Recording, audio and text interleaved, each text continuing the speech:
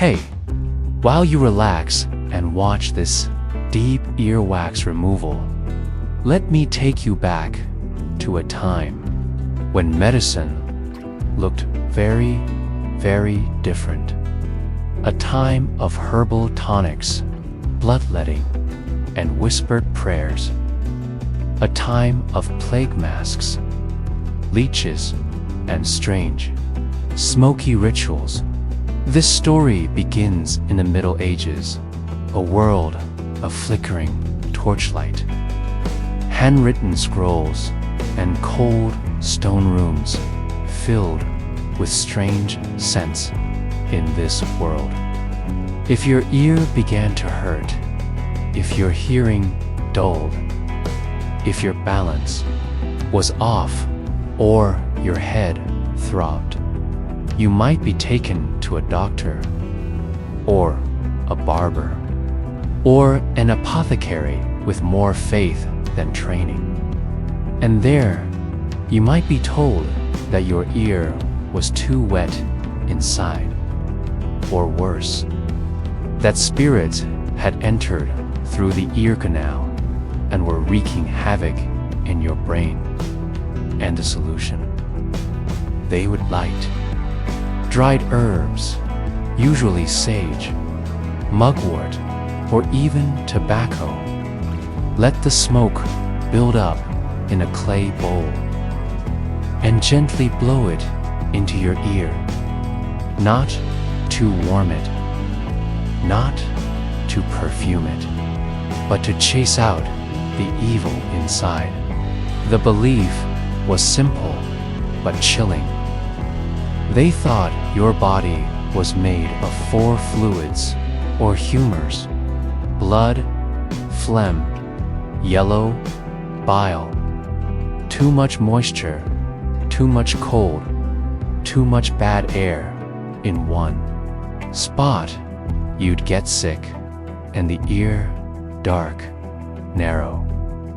Unseen was the perfect place for illness to hide. Some doctors even believed demons entered through the ear during sleep. And if you heard ringing or felt pressure, it was a sign that something unclean was trapped within. That's why they blew smoke inside. They believed smoke would dry the fluids, purify the air, and smoke out the devil. Literally, it was called fumigation, and it was deadly serious. Of course, there were no microscopes, no bacteria, no understanding of nerves, infections, or eardrums. They were doing what they thought worked, and sometimes it did, because while the supernatural theories were wrong, the smoke itself could have a strange effect. The herbs they used, especially tobacco and sage, have antimicrobial properties. Warm smoke might have eased pressure, softened wax, or numbed pain. Not because of magic, but because heat and herbs do affect the body. It was part ritual, part guesswork, part real plant chemistry. And the people believed in it desperately, because if your hearing faded back then, your entire life changed. No one had hearing aids. There were no support systems. To lose your hearing in medieval society was to become isolated, vulnerable. So when someone told you there was a cure, even one involving burning plants and blowing smoke into your body, you said anything to hear again. Asterisk, asterisk. Imagine you're in a small medieval village. It's cold, quiet. The wind howls outside, your wooden home. Inside, a fire crackles low, casting shadows across the walls, and you're in pain. Your ear is hot, throbbing. You can't hear clearly from one side. Everything sounds distant, foggy, like the world is behind a curtain. There's no hospital nearby, but the local healer has been called. He arrives, carrying a leather pouch full of dried herbs, a bundle of reeds, a hollowed pipe, and a candle. He sits by your bed, examines your ear with a look of concern, then mutters the diagnosis: cold. Damp has taken root, or worse, a wind spirit is trapped inside. No time to waste. He places sage and tobacco leaves into a shallow bowl. He grinds them gently, adds a few drops of wine to awaken the healing fire. He sets them alight, the herbs smoldering in a slow, fragrant curl. Then he lifts a narrow clay tube, presses one end to your outer ear, and slowly, steadily out smoke inside. Not hard, not deep, just a soft stream of warm, scented air. You feel the heat first, a strange warmth, different than fire. Then a fullness, pressure, like something old is being stirred. Inside you, he stops, waits, then does it again. 3 times, he speaks words, sometimes Latin, sometimes a prayer, sometimes nothing at all. In some places, healers chanted. In others, they whispered secrets only passed down through family. There were rituals of silence where the room had to remain completely quiet, because the smoke was believed to carry the illness voice out of the body. If interrupted, the cure could fail. Some believed that if the smoke turned black, it meant the devil in the ear was resisting. If the smoke turned sweet, the illness was breaking apart. No 2 healers agreed exactly, but they all believed in the power of smoke. And strangely enough, the patient often felt better afterward. Why? Let's pause. Modern science tells us a few interesting things. First, the herbs they used were potent. Sage, rosemary, mugwort, and especially tobacco all contain compounds that affect inflammation and bacteria. Second, warm smoke can loosen hardened earwax, helping relieve pressure and blocked hearing. And third, and maybe most powerful of all, there's the placebo effect, the simple act of being cared for, of someone treating your pain with intention, can release chemicals in your brain that dull discomfort and reduce fear. So even though medieval doctors were wrong about demons and spirits, they weren't entirely wrong about the power of ritual. It worked sometimes, enough to keep the practice alive for centuries. But it wasn't always safe. Too much heat burned EARDRUMS. Too much pressure burst membranes, toxic herbs. Serious damage. Some records show people losing their hearing permanently from improper fumigation. Others developed worse infections when ash or residue entered the canal. But to the people of that time, the risk was worth it. Because doing nothing meant isolation, despair, even madness. Hearing loss was deeply misunderstood and often feared. Some believed those who couldn't hear were cursed. Others thought they were losing their soul. Smoke was hope.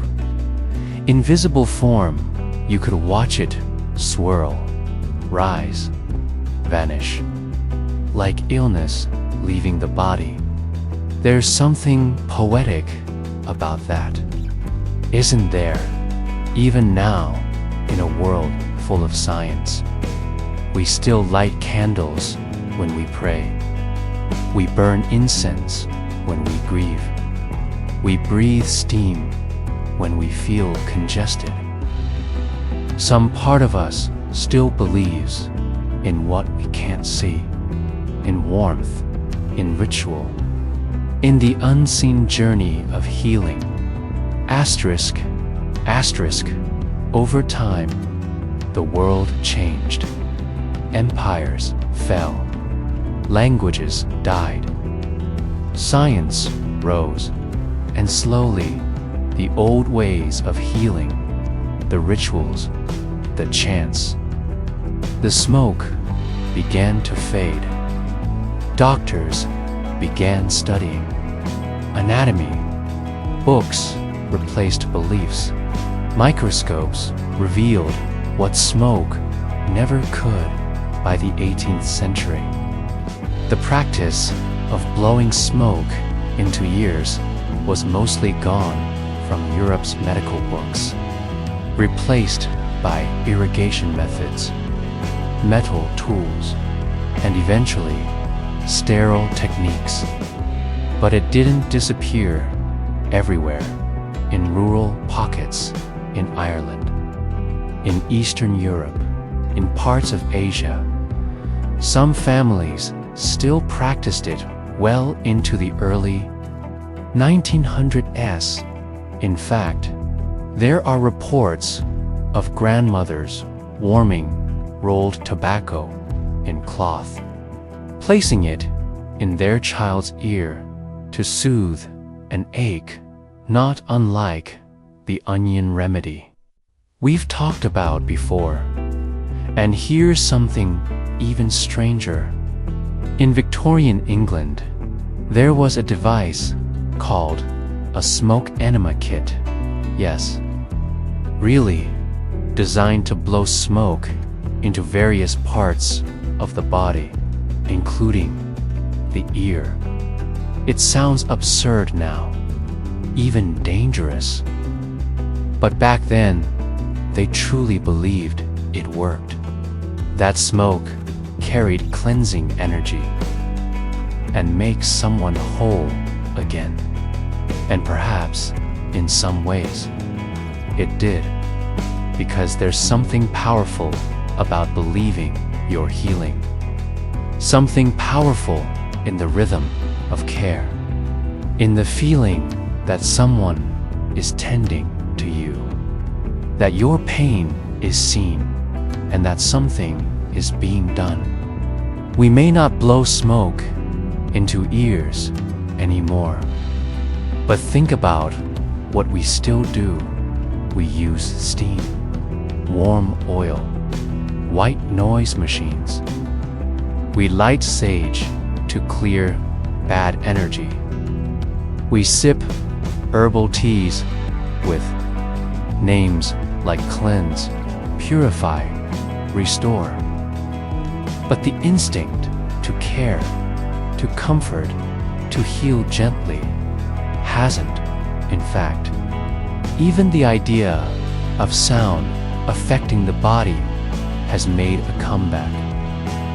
Modern studies now show that low frequency vibrations like gentle humming or drumming can affect brainwaves, calm anxiety, and even stimulate healing in the nervous system. So maybe, just maybe, those old healers were onto something. Maybe the ritual was wrong in detail, but right in spirit. Maybe healing is never really about smoke or tools.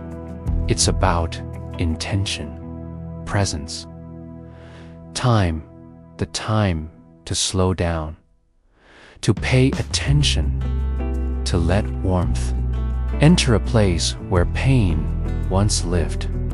Just like this moment now, as we finish this ear cleaning, as the blockage clears, as sound returns, you might feel a shift, not just in your ear, but in your mind. Because when you clear out something stuck, whether it's wax or fear or an old idea, you make space for something better, something clearer. And now, maybe you understand why those medieval doctors did what they did, why they believed in the smoke, why they risked the strange. They weren't fools. They were trying to help, trying to heal, trying to give someone the gift of sound in a world full of silence. So tonight, as you drift off or move on with your day, carry that thought with you, that even the strangest remedies come from the same place, a desire to feel whole, to feel better, to feel heard. Good night, and thank you for listening.